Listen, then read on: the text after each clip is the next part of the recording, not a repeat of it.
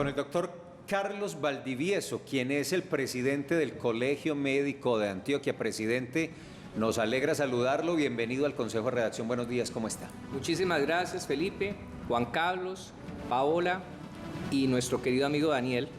Me encanta estar aquí con ustedes hablando de este tema tan importante, no solo para las organizaciones médicas, una de las cuales yo represento, sino para todo el país. Esto del proceso de la transformación del sistema de salud es para todo el país. Presidente, vamos a empezar la conversación haciéndole la pregunta que le estamos haciendo a los televidentes esta mañana, y es si la reforma a la salud ha sido debidamente o está bien difundida, conversada, analizada y debatida. El Colegio Médico de Antioquia, ¿qué piensa al respecto? Bueno, primero que todo, el Colegio Médico de Antioquia es parte de la Federación Médica Colombiana, que reúne a todos los médicos del país. Asimismo, el Colegio Médico de Antioquia es parte de un grupo muy importante, Juan Carlos y Felipe, que se ha convocado para tratar las propuestas de las organizaciones médicas representativas e históricas, digamos así, del país. ¿Cuáles somos?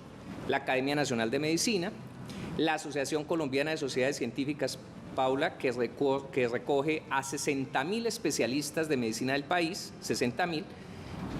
También Asosalud, que reúne a las profesiones, digamos, que no son médicas, las enfermeras, los fisioterapeutas, los terapeutas respiratorios, etc. También está ahí el Colegio Médico Colombiano, de tal manera que somos las organizaciones más representativas del país.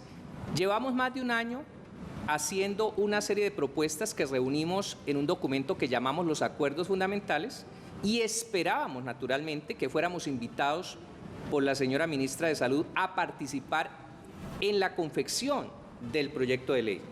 Pues yo puedo decirles a ustedes contundentemente que nuestras organizaciones no han participado en la confección del proyecto de ley que se va a presentar al Congreso, y no lo conocemos. Paula, no lo conocemos. Nosotros en este momento, Daniel, no lo conocemos. Ustedes no conocen el texto, no ni siquiera sabemos el proyecto, nada. ¿Cuál es el texto que la ministra va a presentar en el Congreso? No lo sabemos. Eso es Entonces, una cosa... presidente, escúcheme, ¿con quién se supone el gobierno nacional ha armado la propuesta de reforma a la salud? Bueno, esto no es lo que yo digo. El gobierno nacional dice que ha convocado una serie de organizaciones que ellos denominan la sociedad civil. Pero dentro de esas organizaciones que ellos denominan la sociedad civil, no estamos las organizaciones médicas representativas de la nación, lo cual nos parece muy particular. Nosotros en varias oportunidades llamamos a la ministra que se convocara una mesa técnica donde nosotros pudiéramos influir. ¿Por qué? ¿Por qué, Felipe? ¿Porque nosotros queremos estar ahí? No, porque las organizaciones médicas del país tienen las mujeres y los hombres más competentes, porque primero tenemos la capacidad administrativa, porque muchos de nosotros tienen conocimientos en esa materia. Segundo, tenemos la capacidad de auditoría, sabemos de auditoría médica y de cuentas en términos de salud. Y también porque nosotros somos el personal operativo que presta el servicio de salud al pueblo colombiano, y conocemos cada uno de los detalles de los problemas que hay. Pero nunca fue posible que esa mesa técnica se convocara, y esta es la situación en este momento. Bueno, el Colegio Médico de Cundinamarca y Bogotá, por supuesto, también hace parte de la federación. ¿Será que ellos estuvieron más de buenos y a ellos sí los convocaron? Doctora Clemencia Mayorga, presidente de ese colegio, nos alegra saludarla. Buenos días, ¿cómo está? Buenos días para ustedes, un gusto estar aquí en este programa tan importante.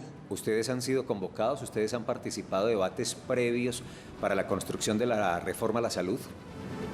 No, digamos que ha habido dos procesos que a mí me parece que hay que diferenciar. La ministra y el gobierno nacional ha insistido en que hubo un amplio debate para la construcción de la propuesta presentada por el gobierno nacional, y que entendemos que hoy ya está en manos del presidente de la República, por lo menos eso por información que tenemos de los medios de comunicación.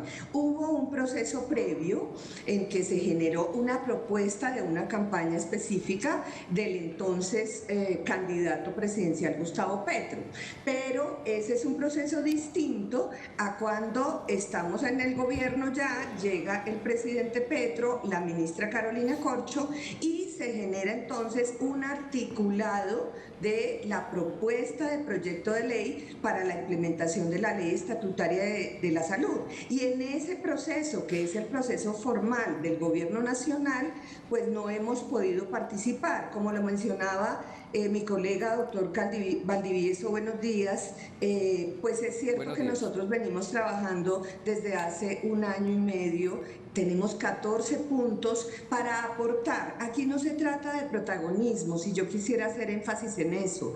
Es importante que las organizaciones médicas, pero no solo las organizaciones médicas, sino que cuando se está frente a una reforma del sistema de salud, un tema tan sensible que afecta a los 50 millones de colombianos, porque tengamos claro que aquí la reforma a la salud nos va a afectar a todos. Ojalá, nosotros esperamos que sea una reforma y una afectación positiva, pero cuando se trata de una reforma de esta envergadura es importante que todos los actores del sector, por supuesto nosotros, los profesionales de la salud, los médicos y demás profesionales, hagamos parte de esas mesas. Lamentablemente no lo hemos conseguido. Tenemos claro cuáles son las debilidades y las fortalezas del sistema de salud, y nuestros 14 puntos coinciden en mucho con algunas de las afirmaciones que la ministra ha hecho en medios de comunicación, pero también hay otros aspectos en los que tenemos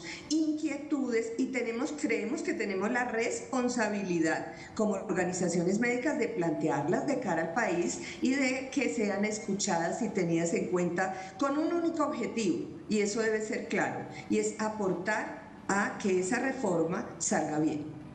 Claro que sí, eso es lo más importante en todo este debate, las propuestas que se realizan desde las asociaciones médicas, quienes son los que padecen en sitio todos los efectos que tienen algunas medidas en el sistema de salud. Doctor Valdivieso, si bien ese es el punto central, las propuestas y lo que debe estar, lo que pasa es que sí me parece un poco contradictorio, porque la ministra Corcho era la vicepresidenta, si no estoy mal, de la misma Federación Médica Colombiana, es decir, ¿se le olvidó a la ministra incluir a la federación ya estando en el cargo? Pues parece que sí.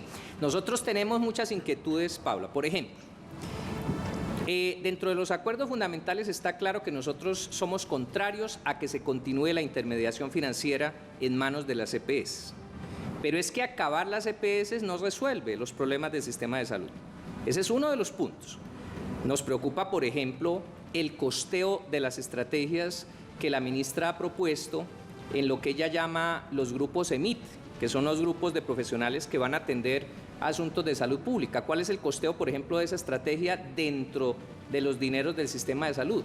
Nos preocupa cómo se van a hacer los pagos de los servicios prestados por los diferentes prestadores. Ella ha propuesto una red de prestadores, pero nosotros no sabemos cómo el ADRES, que es lo que pensamos que ella va a proponer, que maneje los recursos de salud, el ADRES. Entonces, ¿cómo se le van a girar a los prestadores los dineros? ¿Se le va a girar por evento? Eso puede generar un aumento de los costos, que suceda lo que sucedía antes de la Ley 100, que era que llegábamos a septiembre y los hospitales no tenían dinero porque ya se habían acabado los dineros de pago a la salud. Nosotros, por ejemplo, estamos inquietos por cómo van a ser esos pagos. Tendrá que haber un pago prospectivo a la red. ¿Cómo se va a hacer eso? Esos son asuntos técnicos de la mayor importancia. Por ejemplo, el tema de las autorizaciones de servicios en manos de las EPS ha sido un tema supremamente polémico contra el cual nosotros estamos, porque ese tema de las autorizaciones en muchos casos choca con un principio fundamental del ejercicio médico, que es el principio de autonomía, que nosotros como organizaciones defendemos, es decir, que el médico pueda decir qué es lo que necesita el paciente con base en 2 elementos de su decisión. El primero de ellos, la lex artis, es decir, los conocimientos de la medicina, y en segundo término, los principios de la ética médica. De tal manera que la autonomía es un asunto también a defender. Todas estas son inquietudes muy básicas que tenemos, parte de las que tenemos. Yo quiero preguntarle a la doctora Clemencia si a partir de las declaraciones hechas por el presidente Gustavo Petro, en las que invita a la movilización social, si cree que esa invitación a un estado de opinión va a callar, va a silenciar los argumentos que ustedes han expuesto en esos 14 puntos que nos mencionaba hace unos instantes. No, mira, la verdad es que yo creo que la participación ciudadana es muy importante en un tema como la reforma a la salud, pero la parte técnica también es importante y yo creo que la invitación a salir a la calle a defender la reforma tiene que tener un único elemento para poderse hacer y es conocer el texto de la reforma. Exacto. Es decir, sin conocer el texto de la reforma uno se pregunta, claro, hemos oído ideas generales, pero pues como dicen por ahí, el diablo está en los detalles y la forma legítima de participar en la calle defendiendo una reforma, que yo la considero legítima, es parte de la participación ciudadana, pero tiene que ser una participación ciudadana donde el mínimo elemento es: conozco la reforma y por eso la defiendo. Entonces, por eso me parece que no entiendo yo muy bien, la verdad, porque este secretismo alrededor de la reforma. Nos han dicho, ha habido suficiente información, hubo un proceso muy amplio y democrático, entonces la verdad uno dice, pues entonces pongamos el texto para que las organizaciones médicas, pero no solo nosotros, todos los actores del sistema y la ciudadanía en general pueda conocer esos detalles y bueno, salir a defender, mirar cómo creo que va a pasar con nosotros, en qué puntos realmente estamos de acuerdo y en qué puntos discrepamos o tenemos propuestas alternativas que puedan ser mejor para el país. Porque es que aquí, pues claro, cuando hablamos de promoción, de prevención, de fortalecer el tema de los determinantes sociales de salud, estamos completamente de acuerdo con esas ideas generales lanzadas. Pero como dice el doctor Valdivieso, hay otra cantidad de puntos detallados, técnicos de la operación del sistema que si no se tienen en cuenta, bueno, pues vamos a tener un mal resultado y es lo que no nos puede pasar en este momento con una oportunidad tan importante que tenemos hoy para mejorar el sistema de salud para todos los colombianos. Doctor Valdivieso, mire, aquí el tema en las redes, como hay de todo, hay unos que preguntan, ¿será que esos médicos que ustedes invitaron hoy son de derecha y están hablando en contra del gobierno? La pregunta es muy sencilla. Hemos invitado a dos prestigiosos directores de estas asociaciones médicas en Colombia, usted por Antioquia, la doctora Clemencia por Bogotá. Le preguntamos en primera instancia, ¿será que la noticia no llega a las regiones y los han llamado a ustedes que están ahí en Bogotá a sentarse, a ir al ministerio en un par de minutos a conversar? Ha dicho rotundamente no. Aquí en Antioquia usted representa el gremio. ¿Ustedes son de derecha, son de izquierda, son progresistas? ¿Tienen algún interés económico de representar alguna EPS o político para representar y salir a decir que es que no los han llamado para quedar mal al gobierno? Cuéntenos a ver, doctor. Juan Carlos, pues tengo que decirte lo siguiente. Nosotros los gremios médicos no tenemos ningún color político. En cuanto al Colegio Médico de Antioquia, yo que soy su presidente, yo nunca jamás en mi vida he pisado un directorio político en Antioquia. Ni lo voy a hacer. ¿Y por qué no lo voy a hacer? Porque yo soy un líder gremial, tengo que preservarme en ese sentido. Así que no hay ningún color político. Nosotros no somos ni gobierno ni oposición. Nosotros ni siquiera tenemos vinculación a cuestiones ideológicas, ni de derecha o de izquierda. Yo soy agnóstico, así que tampoco tengo vinculaciones con la iglesia. Sí, señor. Sí, de tal manera que nuestra única intención, no ahora, Juan Carlos. El gremio Sí, lleva señor. más de 20 años, desde que que las organizaciones del gremio médico se dieron cuenta de que había desviación de recursos, de que había desfalcos, de que había una serie de anomalías en el sistema de salud. Nosotros estábamos esperando este momento. Llevamos más de 20 años esperando este momento y madurando una serie de ideas entre nosotros. Yo llevo casi 30 años de hacer parte de organizaciones médicas de diferentes orígenes desde la base. De tal manera que no llegamos ayer a las organizaciones médicas, no. Llevamos más de 20 años intentando y deseando este momento para hacer la reforma. Por lo tanto, tenemos ideas muy firmes y sólidas sobre qué es lo que podemos hacer. Lo curioso del asunto es que tanto la señora ministra como el señor viceministro salieron de asociaciones del sector salud precisamente. Pero miren, Mauricio Echeverry es el presidente de Asosalud. Asosalud es otra asociación de profesionales de la salud y le hicimos la pregunta respecto a si estaba o no de acuerdo con la reforma a la salud y con base en el contexto aquí conversado, pues era un poco obvia la respuesta. Esto fue lo que nos contestó. Decir si estamos o no en contra de la reforma sería un error. ¿Por qué? Porque ni siquiera nos han invitado ni la conocemos. Es la preocupación de todas nuestras organizaciones que a la fecha, cuando ya el presidente Petro dice tener la reforma a la salud y la doctora Carolina Corcho, ministra de Salud, dice que la ha hecho y que la ha socializado con las principales organizaciones, podemos decir con claridad que nosotros como organizaciones principales de la salud de este país no hemos hecho parte del proyecto de la reforma. 7:36 a.m. Doctora Clemencia, volvemos con usted. Yo quiero clarificar algo. Si bien ustedes están manifestando este descontento porque no los han tenido en cuenta para la discusión de la reforma a la salud que se va a debatir en el Congreso de la República, ¿ustedes están de acuerdo con que se tiene que hacer una reforma?